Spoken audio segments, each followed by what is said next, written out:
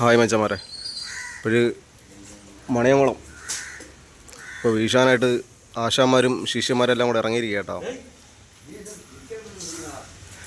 അപ്പോഴത്തേക്ക് ഇപ്പം മീനൊന്നും കിട്ടി തുടങ്ങിയില്ല. കാരണം മീൻ കിട്ടാത്തതെന്ന് വെച്ച് കഴിഞ്ഞാൽ ഇത് കെട്ടിയിരിക്കുന്ന വിരളിയെന്ന് വെച്ചാൽ ഒരുപാട് അഴുക്കായി ഉണ്ടോ. ഈ വിരളി നിൽക്കുമ്പോഴാണ് മീൻ വന്ന് അറച്ച് മേളിൽ കൂടെ പോണത് നിൽക്കുന്നത്. ഇപ്പം പുതിയ വിരളി കെട്ടിയിടണം, എന്നാൽ മാത്രം വീശിയ നല്ല മീൻ കിട്ടത്തുള്ളൂ. അതിനുള്ള തയ്യാറെടുപ്പിലാണ് കേട്ടോ.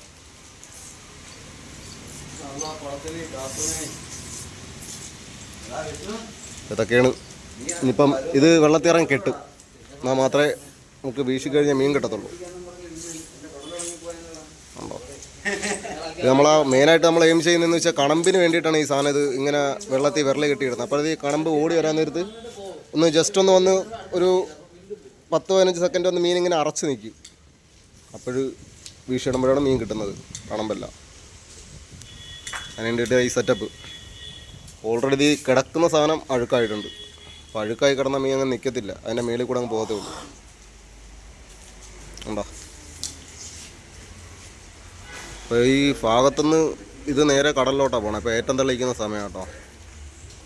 ഇത് മണിയംകുളം, സ്ഥലപ്പേര് പരൂർ. അപ്പോഴത്തേക്ക് ഈ വിരളി അഴിച്ച് മാറ്റാനുള്ള പരിപാടിയാണ്.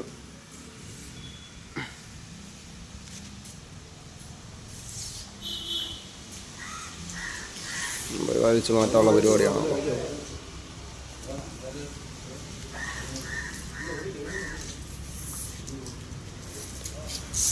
ആശാനെ ഇത് അഴിച്ചു മാറ്റിയിട്ട് പുതിയ കെട്ടല്ലേ?